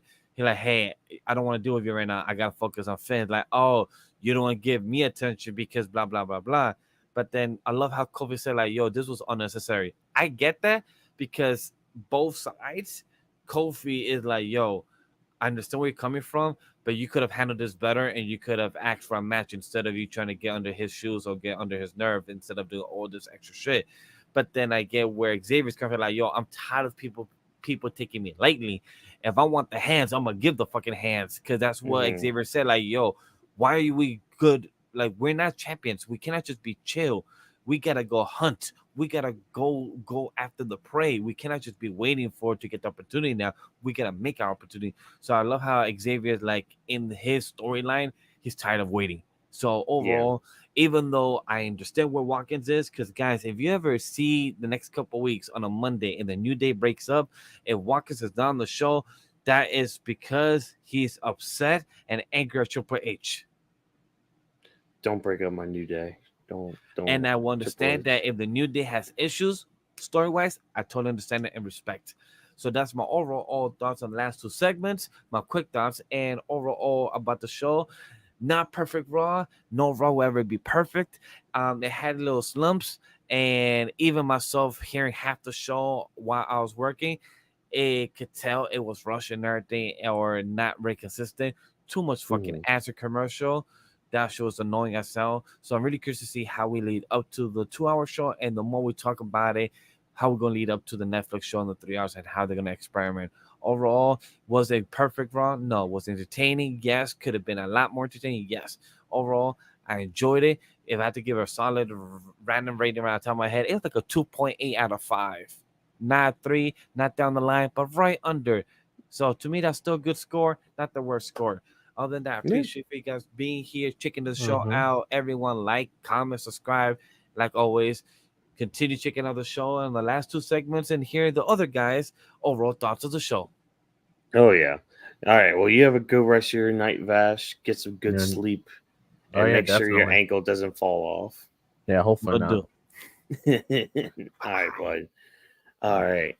Okay. Yeah, so we're gonna go ahead, I guess, to talk about this whole unholy union Io Sky Kairi Sane match, which I'm not gonna lie, kind of saved the night for me. Like this match was really fun. Oh yeah, I enjoyed this match. Like I'm just happy just to see the Sky Pirates just get that just to get some highlight on the show because I was like wondering, it's like, okay, where's EO, where's Kyrie, like where are they? And of course, if like the Unholy Union, I was really happy to see them too. So I'm glad Hmm. that we were able to dedicate some time to them. If it was up to Yeah. me, I would honestly put the titles, as much as I talk about how I don't really like the titles, which I really don't. But if I were to actually put it on a team that I could really get behind, because I did get Hmm. behind them before when they had the titles, when it was just her and Asuka, when Kyrie and Asuka had it, I would definitely put it on Io Sky and Kairi Zayn to at least, give them a little something because they have been busting their ass off. Io has been doing tremendous work. I mean, Oh yeah. a perfect example of that is her match with Bianca last week. I mean, her and Bianca work very well together. They have very good chemistry. So I honestly wouldn't be opposed to like having a title put on them.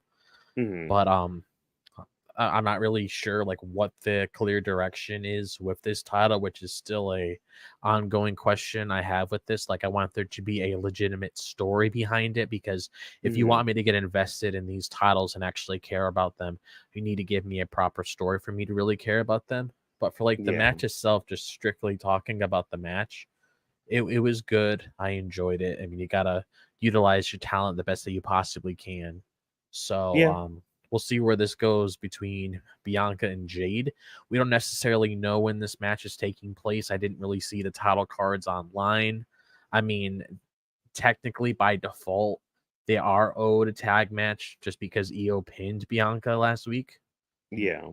So I don't know if this is taking place next week or the week after or whatever, but I Oh, definitely just want to see them like I just want to see them like on the spotlight, because I'm a huge fan of me too. Io Sky and Kairi Zane, and I just wanted them to get proper attention, especially in this new regime Mhm. where they're actually getting, a lot of love now Yeah. in their faces too. Oh my Which gosh, yeah. which you can clearly tell. I'm not sure if you saw clips online, but Kairi, like, even when she was a heel, she was interacting with fans. She just wanted to be a face. Yeah. Like she can't help herself by not interacting with the fans, because that's just Kairi Sane. And that's what I love about her. Like, because that's the thing. I have always been like a Kairi, Io, Asuka. I've been a fan of theirs Oh yeah. since I got back into it back in like 2015, 2016 time, because that was around the time when Asuka, I think, was into NXT, and like you had the Mae Young Classic going on, that Kyrie won and all that. But like, yeah, this match was a lot of fun, and like both Io and Kyrie looked really good. Like, They especially did. Kyrie, because like a lot of people like to kind of come down on Kyrie because sometimes she can be a little overzealous, I think, with Yeah. some of her offense, which I think that's why like a lot of people be like, oh, she's a botch machine, blah blah blah. It's like, well, I Mm. don't I see it more of just her being, again, just overzealous and just going just a little bit Yeah. beyond It's where just a like, part of the charm of her character. yeah, exactly, but like, man, they looked really good. Like, there was this one spot, and I made sure to put it on in our notes too. It's like this was like earlier in the match with where like Io tagged in Kyrie, and then like she did this neat little slide that kind of like tripped. I think it was Isla Dawn in the ring. Hmm.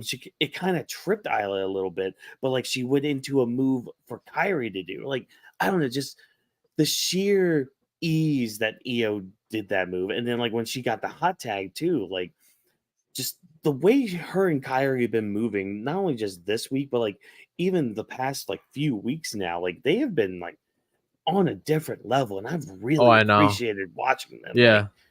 it's been great seeing that.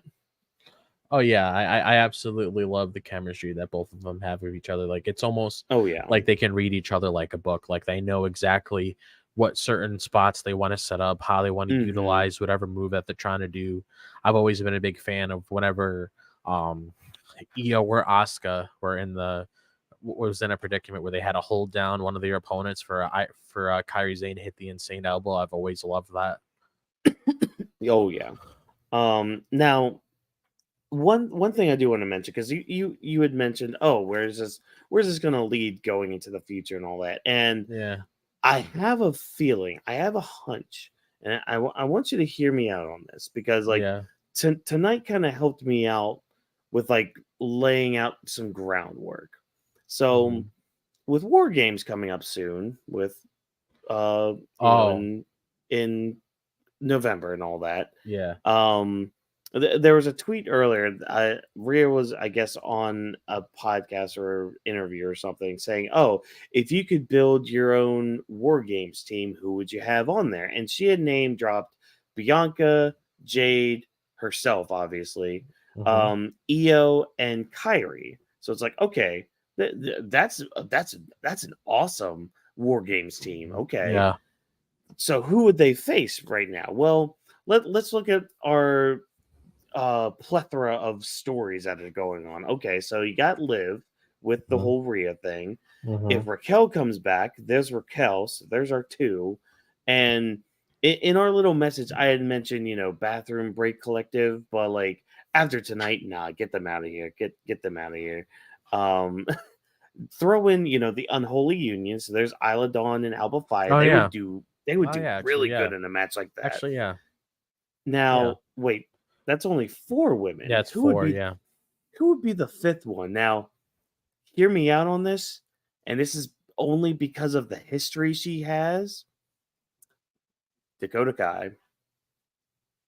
Oh, on that team? Mm-hmm. Turn her heel, or keep her heel, I guess. Um, Oh yeah, didn't it say that she's supposed to be coming back soon? she is supposed to be coming back soon, Okay. and she has a history of Oh. betraying friends of hers. Oh yeah, I wouldn't mind that actually. Yeah, Yeah. that's actually a good team. Mm-hmm. You got to continue this. You got to continue the streak of EO being in War Games matches anyway. She's been in literally every single one since its very existence. So exactly, that's actually a pretty good team that Rhea came up with. Like her, Bianca, which I want to get that WrestleMania match down the line eventually. Oh my god, yeah, we need it. But yeah, Rhea, Bianca, Jade, Kairi, Zayn, Io Sky. That's literally like the perfect team. Like I have no complaints at all with that. And what you said before, when it comes to like Liv, Raquel, Unholy Union, and then Dakota Kai, that would be perfect. Yeah, because you could also you could also even play in a story where it's like, oh, it seems like you guys are fine without me. I mean, you're going after the tag titles. It's almost like after I left, I didn't really matter anymore. So Dakota could easily like play into something like that. Because you can have Dakota like cost Io and Kairi the tag titles, Yeah. And again, just for the justified reason you gave, just like, oh, you guys thought you were better without me. Okay, well, fuck you, Oh man. But hey, that's the women's tag titles and their scene. It's all good. It's all fun. It's all dandy. But we got some other scenes to talk about. We got another tag team scene going on. We have the New Day taking on American Made. Now, the build for all of this has been very, very interesting. And again, if they break up the New Day, I do too. I do like the especially with Woods, because I feel like at least with Woods, if you're not gonna give him like a main title or anything, kind of like how you do it Kofi and Big E, at least giving him like a very compelling story. That's at the very least something you can do with him, because I could definitely say it is a very compelling story. Oh yeah, same here. And I mean, I'm just gonna throw this out there too. Okay, I'm glad they gave like a date or like a timeline for the New Day 10-year anniversary, because I'm not gonna lie, I kind of forgot when. Yeah, I did too. I didn't even know when it was. To be honest. Yeah, me too. So it's like, okay, November is gonna be like the 10-year anniversary of the New Day. Okay, great. I'm kind of glad. See, this is why, like, I'm glad Jey Uso won the IC title, because if he holds it until like, let's say like early November, which, if correct me if I'm wrong, we're supposed to be getting Crown a Jewel. Saudi show. Yeah, Crown Jewel. So it could be then, or it could be like, maybe the Raw before or even after, because I think they plan on doing a Raw in Saudi Arabia after Crown Jewel this time around. So it's like, okay, that could be a match, because like Jay and Xavier do have history from their time with their respective tag teams. And I'm not gonna lie, out of anybody to hold a singles title, I wouldn't mind seeing Jay drop it to Xavier Woods. Like at least to me, I could see Xavier Woods beating somebody like Jay rather than him beating like a Braun Breaker type, But I don't know if we're gonna lead down there. But like leading up to all this, though, it's like Kofi, I guess, went to the vault of old WWE stuff and started bringing out like things like Bootios and the trombone, like Francesca and all that. I wanted to eat those pancakes when I saw them. Oh, dude, I did too. That part got a little pop out of me where Kofi's just like, oh, no, with this like big old plate of pancakes. But I do like how Xavier, like, okay, this is the point. I like this story because like I can see both angles, both sides of it. It's kind of like what Vash was saying as he was leaving. Because it's like Kofi's trying to get back to their roots, why the New Day worked and why they were on top, is because of the whole power of positivity, because of the whole Bootios thing, the trombone, all that stuff. But it's like Xavier's so frustrated right now that he's kind of blinded by all of that. And it's just like, yeah, he can't go back to that because he feels like if he goes back, that's regressing to something that he's not. And like there's a part of him too that I can kind of tell that's like, okay, especially after tonight, after the whole Ray thing, it's just like, I'm tired of you former world champions talking down to me. It's like, oh, this is more than just like the New Day excelling. This is more about you excelling because you've seen what happened with like Big E and Kofi Kingston, and like you're the one person in the New Day that hasn't had any singles thing other than the King of the Ring tournament, which is great. That's awesome. But that effectively led to nothing. Yeah. So it's like, I can feel not COVID. I can feel Xavier's frustration because it's like, what am I doing right now? And like, I can't regress. I have to keep moving forward. And like that frustration, it's literally the same frustration I had earlier in this stream when talking about WWE. It's like, I'm so frustrated because like it's there. You could do so much better, but you just choose not to. Xavier's the same way. I feel like he's just like, we could be so much better. We could be on top of this division, and yet we're not. Yeah,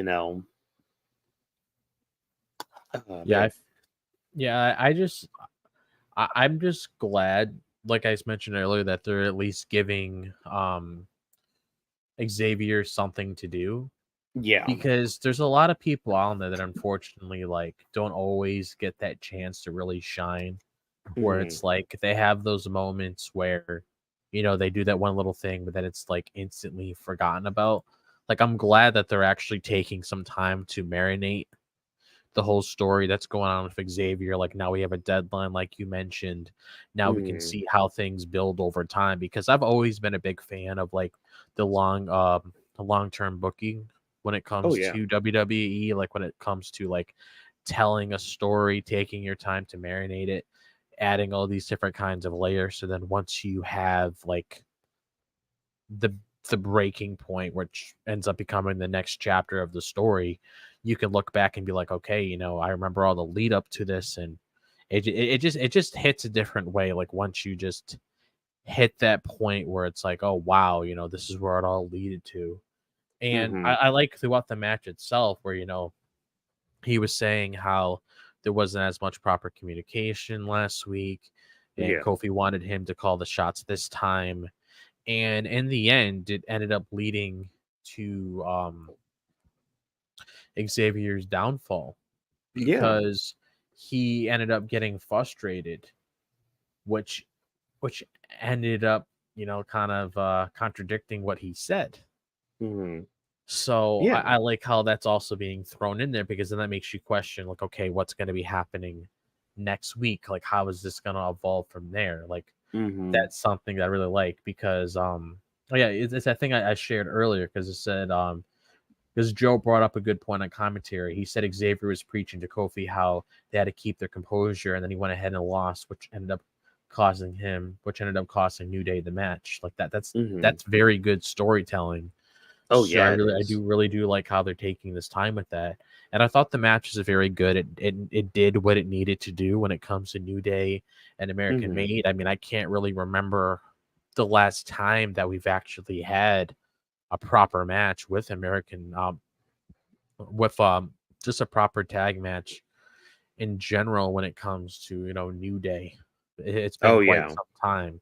Like sometimes it's like maybe 2 to 3 to 4 minutes or so shenanigans happen, but I like how this match also helped adding more depth to the whole story with Xavier, but also building up American Made to feel like a legitimate thing, because My Mhm. biggest thing with American Made right now is I want him to actually become something, which I'm very happy that we're away from the whole Wyatt thing, because I have Mhm. nothing against the Wyatts. I just thought that story was just overplayed after a while, and I'm glad that they finally reached their conclusion with that street fight.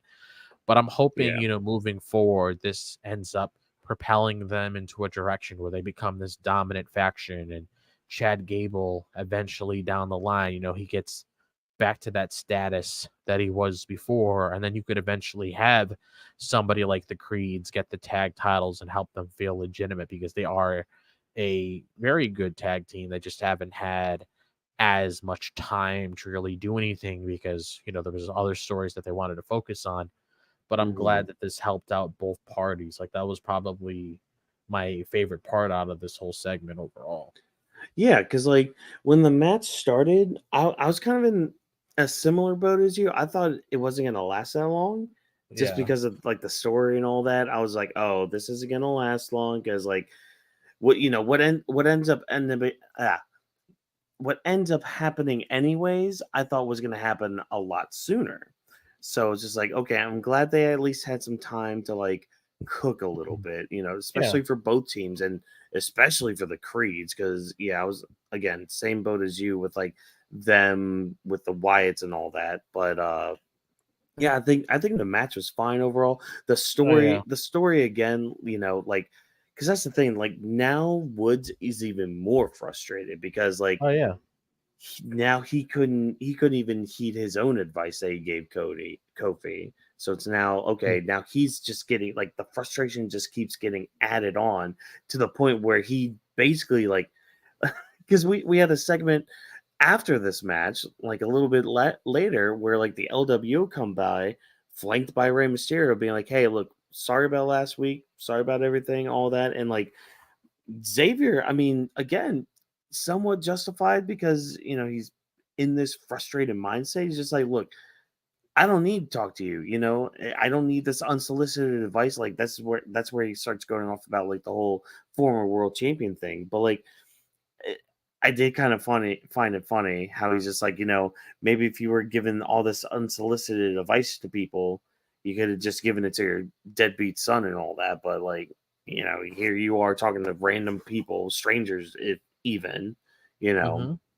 which hey, we're getting a match next week with two, so that's something. I'm part of me hopes Xavier goes over, but I would hope so for the story, yeah, unless they want to use it in a way to mhm, progress that frustration that he has, yeah. which I guess ends up building more into that eventual heel turn, which I feel like we're getting with him.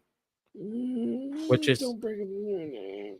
it's like I I know, I understand know, what you I know. mean, Yeah. but it's like at the same time, it's like out of all of the guys in the New Day, Xavier's always been the most positive. So to me, it would just be interesting to see how it would work, because Yeah. you don't normally see anything like that. Yeah. And that's why I'm hoping I am praying to the heavens above that this is all leading towards a Big E return. And I Yeah. mean, I know He's I know eventually we gonna haven't have to factor in the story, even if he doesn't have to wrestle, but yeah, exactly. Like some way somehow some way he's going to have to factor in and whether that's physically, whether that's just being there for like the 10-year anniversary, I don't know. He's gonna have to be involved somehow, and whether that saves Xavier or not, maybe that's what all of this is leading towards. Is like Xavier being saved on the 10-year anniversary, instead of the breakup. yeah. But that could Maybe just be me having copium in my system. it could also just be one of those things where it could be a red herring, but at the same Hmm. time, I can't lie, there is kind of a part of me that wants to see how Xavier's character would evolve from this. Yeah, no, there is that curiosity, but it's just like the heart is just like, don't do that to me. Don't destroy everything.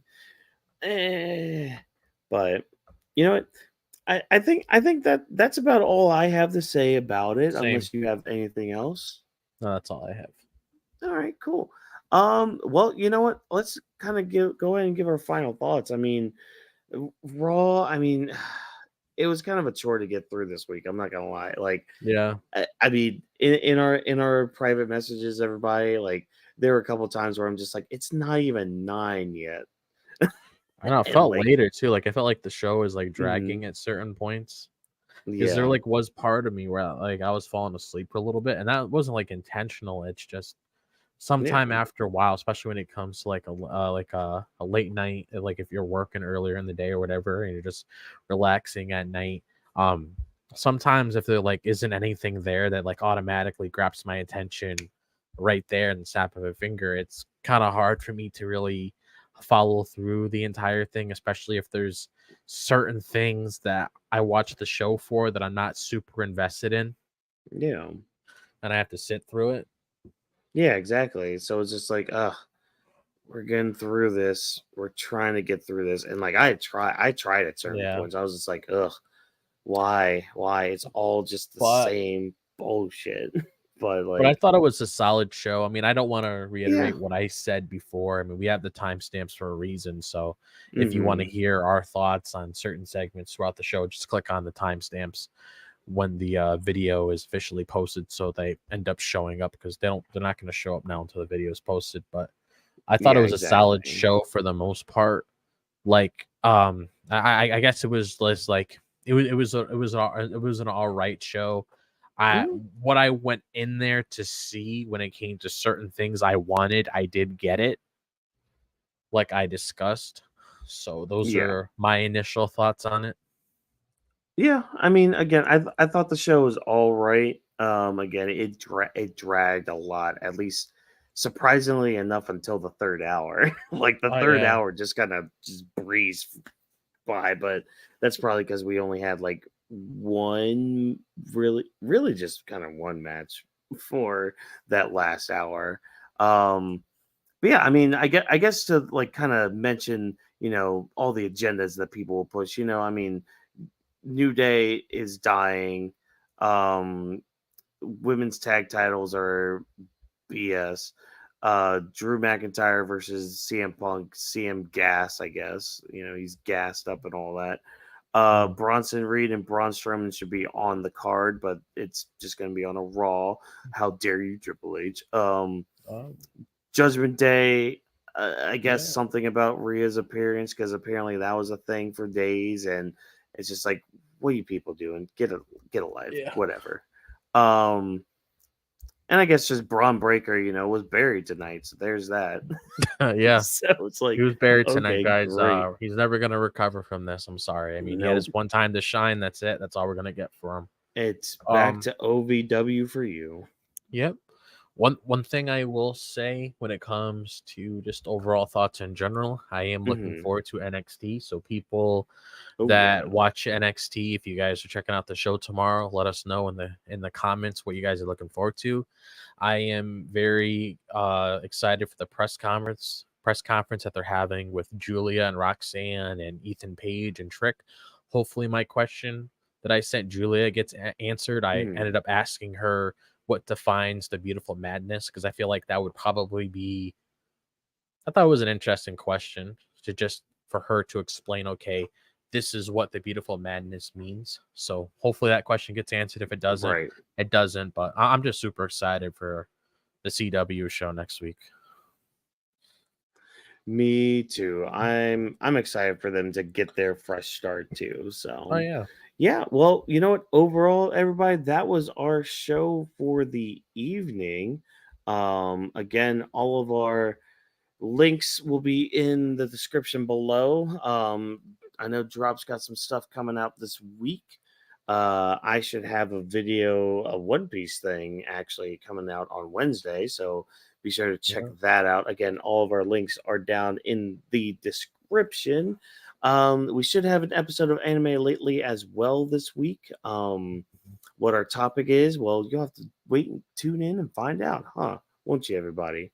Um, but other than that, again, Monday, we try not to waste our time here and just try to give you all the action, give you all the blow by blow and all that. So, hey, we're Mm. going to hit these outros. So, thank you, as always, for taking time out of your day to listen to the Weebs of the Ring podcast. If you enjoyed what we had to say, why not do exactly what I just told you? All of our links to our socials are down below.